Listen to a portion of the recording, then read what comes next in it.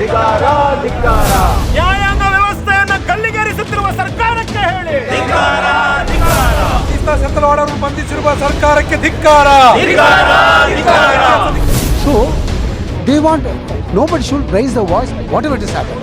If they raise the voice, इसका घर को डेमोलिश करता, इसका ऊपर केस डालता, क्या हुआ इधर?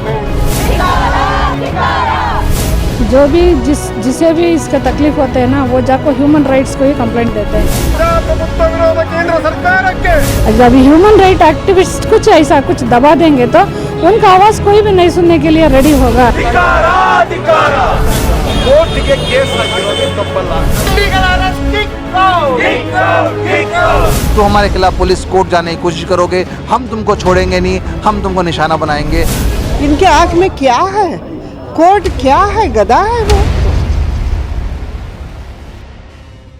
चार्जेस ये एफआईआर में पढ़िया एफआईआर से 218, 219, 194, 371 क्या है चार्जशीट में?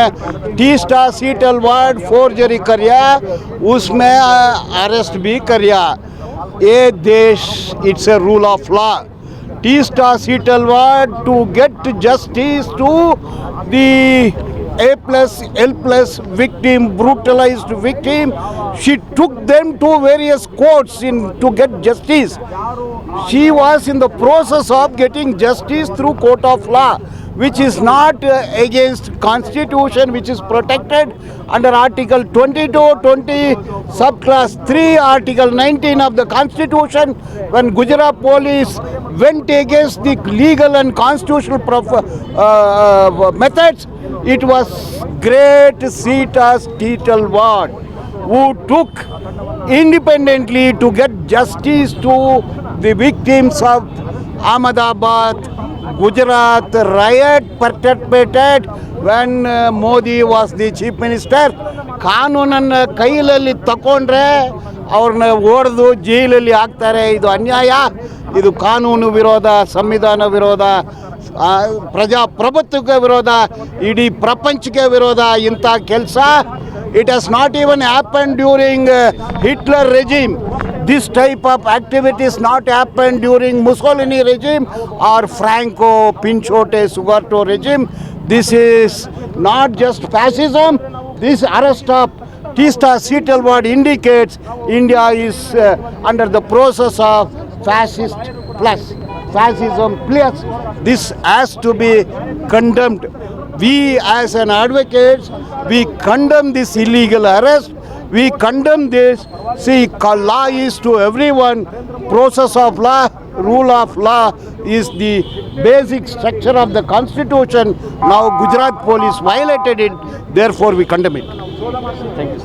This is the contradictions we are facing now, because the Chief Justice has to tell these things to his colleagues and not to the country. Because his colleagues has to think about all this. That is really this is very unfortunate. The judges are coming out and they are speaking, but inside what is happening? Among them, what is happening? This is a very big question. Really, the people will lose fight on the courts if this happens, and they will be afraid to approach the courts here afterwards. No, we can't say that. We can't say that. But it looks is injustice. Nobody will dare to go to the court here afterwards, because the petitioner has been arrested. Means what's the signals we are going to give? We have only one window, that is courts. For here afterwards, even approaching the court itself is very frightening. It is. We are condemning this issue, and mainly we are asking for release of Tista Seatal Ward and Sri Kumar particularly. Even Sanjeev Bhatt also, he has been also victimized. He has been arrested. Since years he is in the jail. There is no reason at all. There is no primary evidence for all this. Without having anything, how can they take her into the custody? Only after the yesterday Supreme Court give the verdict, the next day itself she has been taken into the custody. What it means? Don't you think it is prejudice? See, we are facing the fascist government. Here afterwards, the clients will afraid of courts. They wanted to send the message because the people is having belief in the courts, because they wanted to deny that also. Clearly they were giving message, even if you approach the court of law, you will be arrested. This is uncalled for. There is no rule of law in this country. There is no constitutional validity in this country. This is totally condemnable. See, she has been arrested under the false allegations, and of course we have a legal way to fight it out. And we don't know who is taking care of all those legal issues there. Probably, and again, the serious charges are not being framed against her. It was only that she has provided a false evidence and provided a false documents in the court of law. So I think that can be fought out. But the issue here is, it is not about how she can be taken out of that particular legal issue.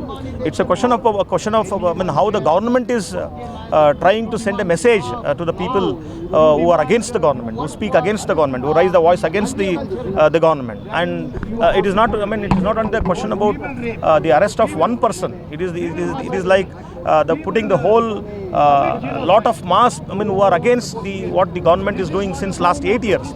You find continuously the government, is trying to suppress the people who raise a voice against the government.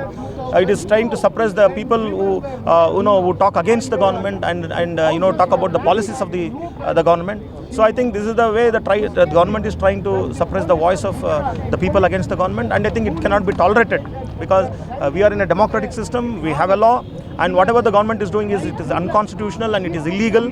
And if you keep on doing the same thing, I think today no advocate can be free, because every advocate has to be put behind bars. Because when we fight a case in the court of law, we don't win all the cases. We lose the cases. When we lose a case, do you mean that we have provided a false evidence, so we could not win a case, so we should be put behind the bars? So this is completely unwarranted, and it is complete and illegal detention. And the way they are treating the police officers, they know what happened in the system, because they were the people when the program happened in the Gujarat. And because of speaking the truth, if they are put behind the bars, and it is a strong message by the government saying that you cannot speak the truth. You have to be with the government. Whatever the government does, you have to tolerate. So this is the message probably the government want to send us, and I think the people of this country will not tolerate this.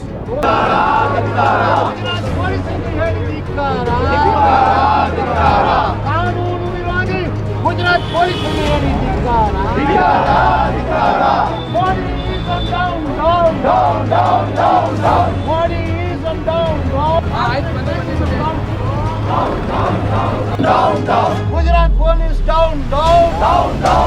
down. Illegal arrest down. Teesta harass down. Modiism down.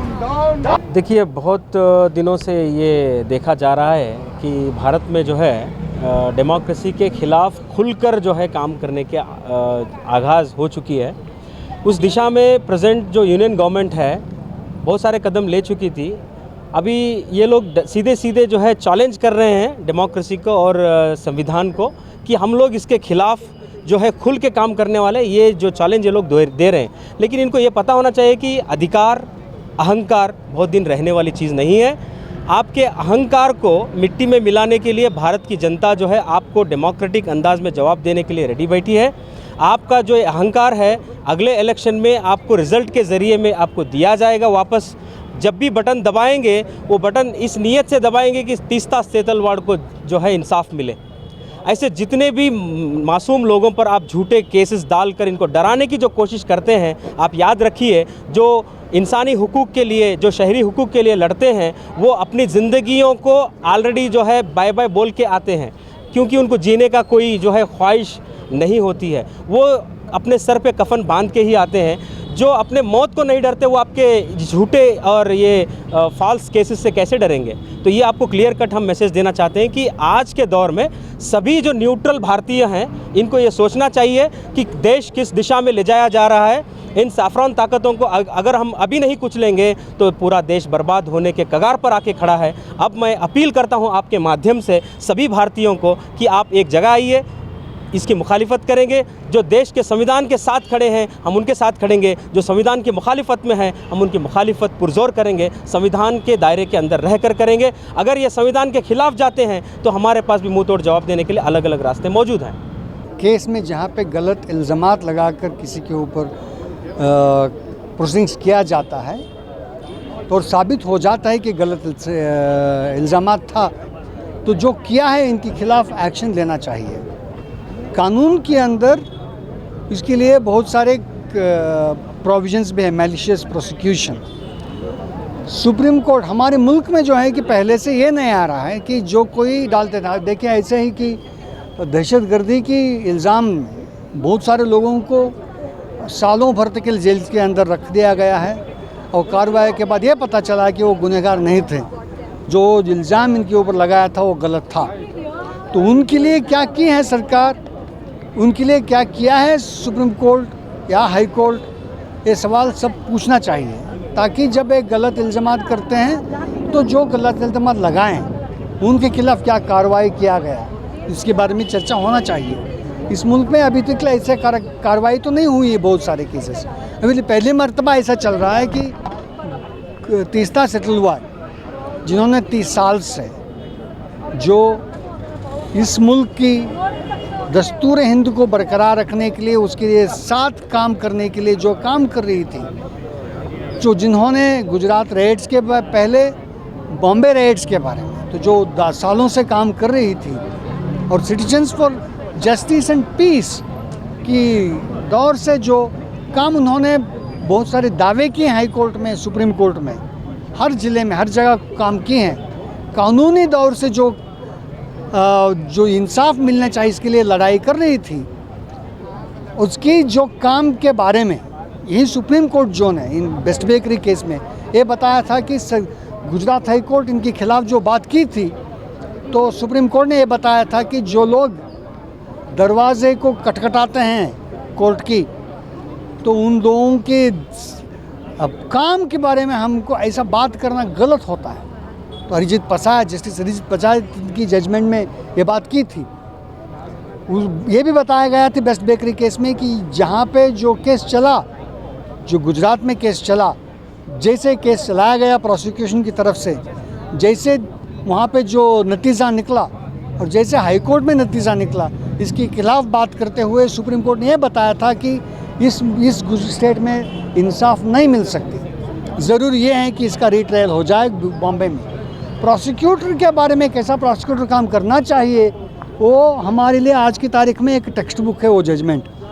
सो वो बात बताने वाली supreme court Teesta सेटलवार को clean chit देने की जो judgement आई है परसों, तीस्ता सेटलवार के ऊपर कार्रवाई के बारे में जिक्र करते हैं, तो मैं समझता हूँ कि वो ठीक नहीं था।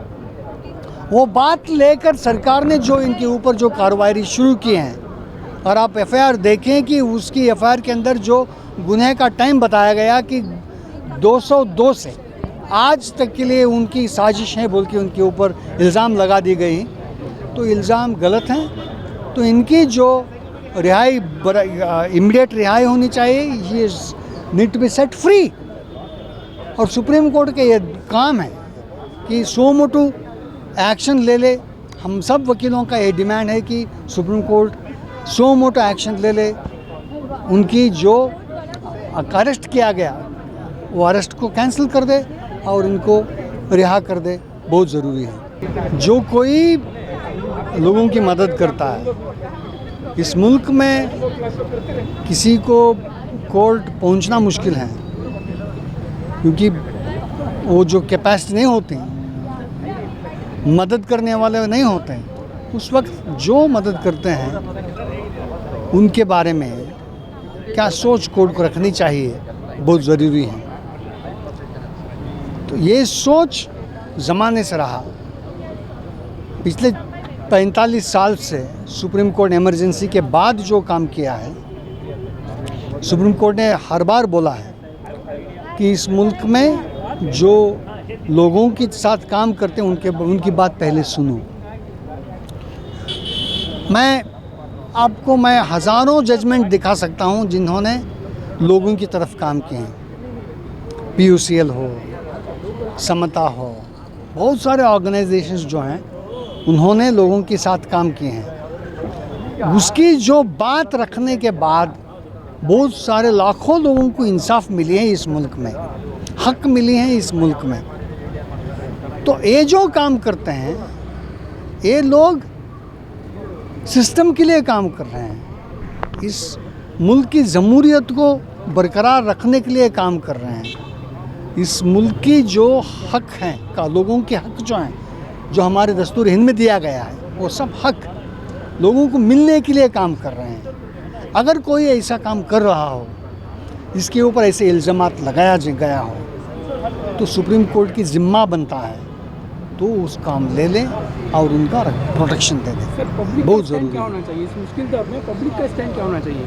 पब्लिक डिमांड ये करनी चाहिए कि ऐसे जो लोग काम करते हैं, जैसे कि हम तीर्था सैडल का वार्ड की बात करें, पिछले 30 साल से अमन के बारे में बात कर रहे हैं, पिछले 30 साल से इंसाफ के बारे में बात कर रहे हैं, पिछले 30 साल से इंसाफ के लिए हर कोर्ट की दरवाज़ा खटखटा रही हैं।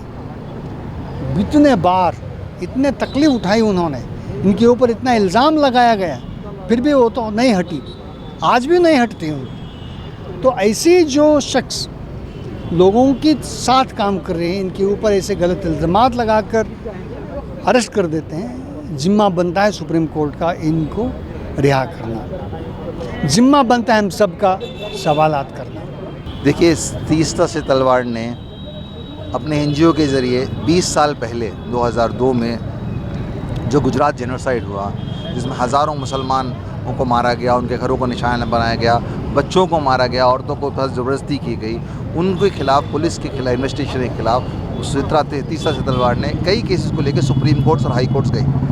उसी की वजह से SCT का गठन हुआ। SIT के फॉर्मेशन के बाद बहुत सारे लोगों को अरेस्ट किया गया, बहुत सारे लोगों को सज़ा मिली, बहुत सारे केसों को गुजरात से बॉम्बे शिफ्ट किया गया। ये SIT का फॉर्मेशन था। पर SIT ने इतने लोगों पर कार्रवाई करने के बावजूद भी जो मेन उसके कॉन्स्पिरेटर थे, जिनमें मोदी का नाम था, उनको क्लीन चिट दी थी। उसी क्लीन चिट के खिलाफ तीस्ता से तलवार जो MP की वाइफ की, उसकी तरफ से उसने पहले भी रिपोर्ट डाली पुलिस के खिलाफ, फिर उसके बाद उस मैटर को हाई कोर्ट लेके गए, वही मैटर सुप्रीम कोर्ट में चैलेंज हुआ।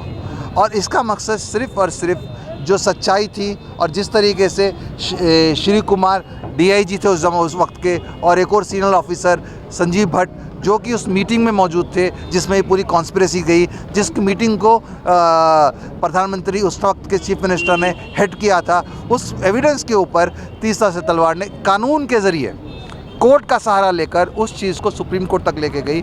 सुप्रीम कोर्ट ने उसको रिजेक्ट करते टाइम कुछ ऐसे कमेंट्स किए जो कमेंट्स ज़रूरी नहीं थे, फिर भी उन्होंने अपने आर्गूमेंट को जस्टिफाई करने के लिए वो कमेंट कर दिए, जिसका बेसिस बनाकर होम मिनिस्टर के इशारे में तीस्ता से तलवार को और दूसरे 2 सीनियर पुलिस ऑफिसर्स को, जिन्होंने उस टाइम में टेस्टिमनी दी थी, जिन्होंने पुलिस मोदी के खिलाफ, उस वक्त के चीफ मिनिस्टर के खिलाफ एविडेंस दिया था, उनको उन्होंने एक्यूज़ बनाया है। और ये सिर्फ़ और सिर्फ एक मैसेज देना चाहते हैं कि अगर तो हमारे खिलाफ लड़ोगे, तो हमारे खिलाफ पुलिस कोर्ट जाने की कोशिश करोगे, हम तुमको छोड़ेंगे नहीं, हम तुमको निशाना बनाएंगे। और ऐसा अगर चलेगा तो हिंदुस्तान में, हमारे इस मुल्क में कोई भी आदमी सरकार के खिलाफ कभी आवाज़ उठाने वाला नहीं रहेगा।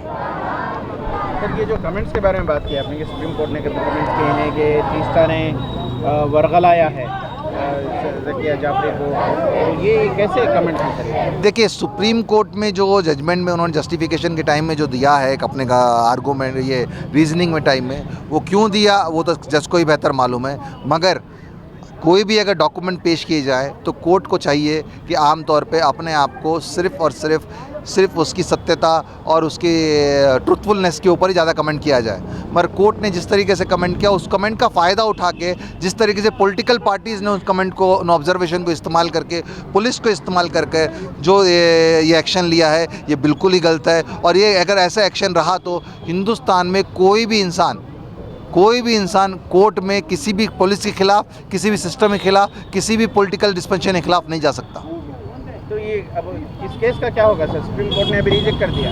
नहीं देखिए, वो केस में रिव्यू है, जो भी लीगल चांस अपॉर्चुनिटी रहेगी वो अपॉर्चुनिटी करेंगे, पर उस केस का सहारा लेकर जिस तरह का इस्तेमाल किया, टारगेट किया श्री सत्यपाल को, वो कंडेमनेबल है, वो हमें कंडेम करना है। ये जो अरेस्ट हुआ हमारे तीस्ता सेतलवाद का, इसके बारे में पूरी इंडिया परेशान है। क्यों मालूम? ये लोग क्या करे? गुजरात के दंगों में इनका क्या हिस्सा रहा?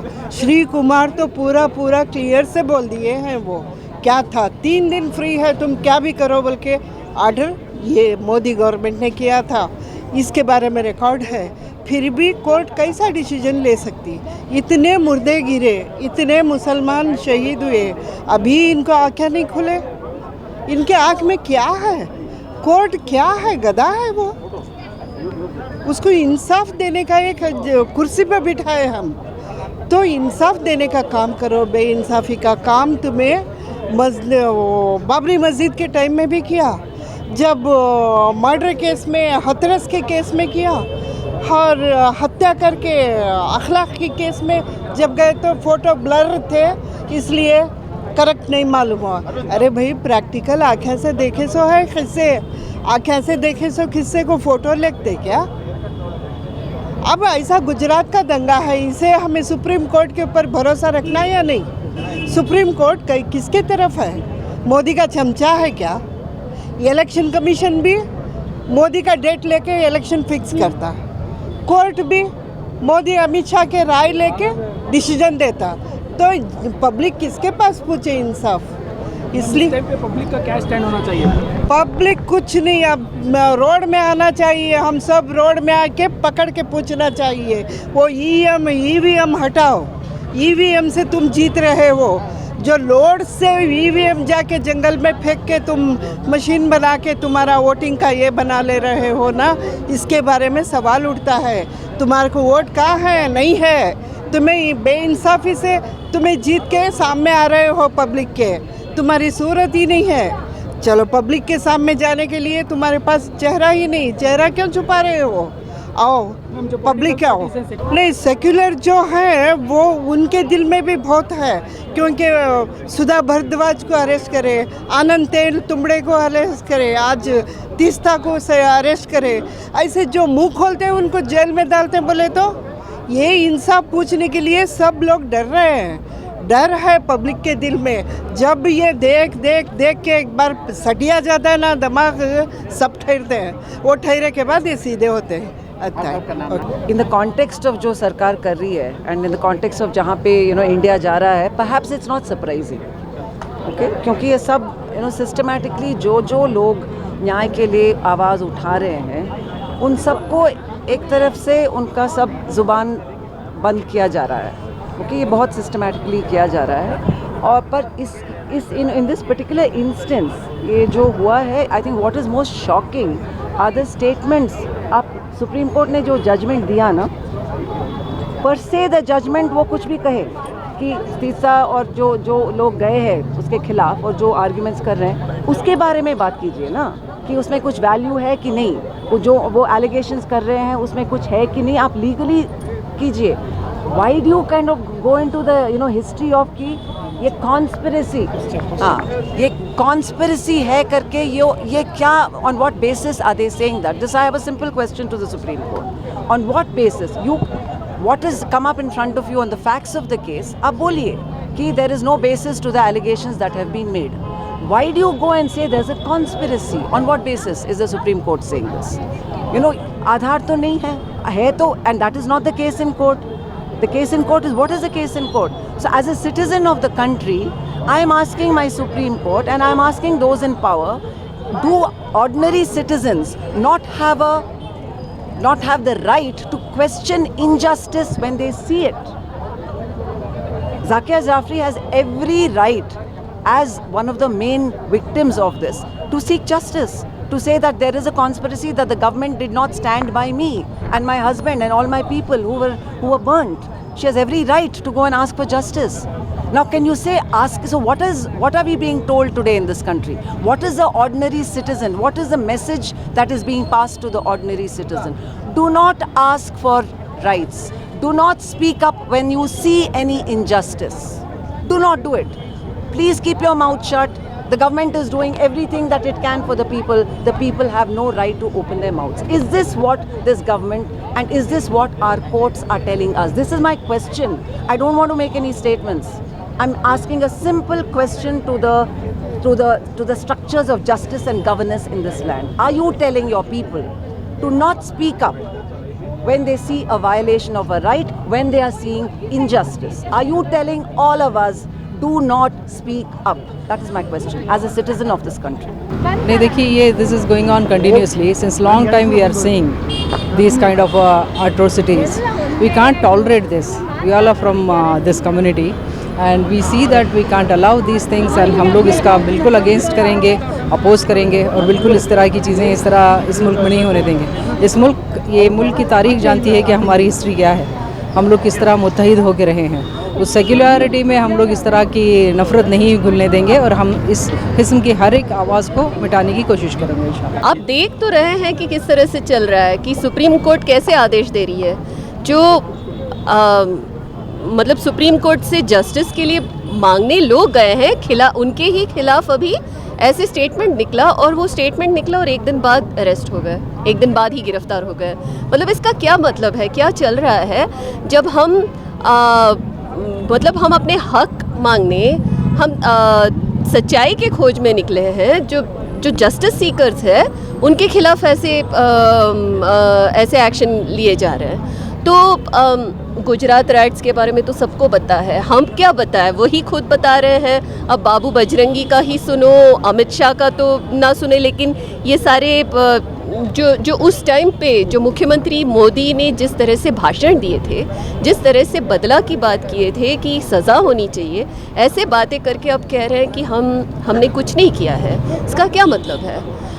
मतलब आज की तारीख में जो कोई सच के लिए आवाज़ उठाए, जो कोई अपने हक के लिए लड़े, उन सबको चुप होना है, उन सबको जेल के अंदर करेंगे. ऐसे यही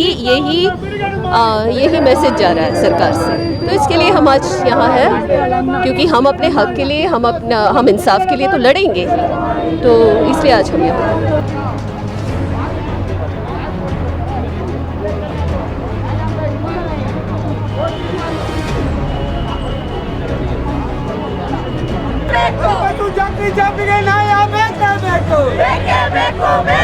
ಮೋದಿ ಸರ್ಕಾರಕ್ಕೆ ಏನು ಧಿಕ್ಕಾರ, ಅನಮೇದಕ್ಕೆ ಕಾರಣರಾದ ಅನಿಸಾಗೆ ಏನು ಧಿಕ್ಕಾರ, ಗುಜರಾತ್ ಪೊಲೀಸ್ಗೆ ಏನು ಧಿಕ್ಕಾರ. ಬೇಕೇ ಬೇಕು, ಬೇಕೇ ಬೇಕು. ಬಲಿಪಶುಗಳನ್ನು ಆರೋಪಿ ಸ್ಥಾನದಲ್ಲಿ ನಿಲ್ಲಿಸಿದ ಭಾರತದ ನ್ಯಾಯಾಂಗ ವ್ಯವಸ್ಥೆಗೆ ಏನು ಧಿಕ್ಕಾರ.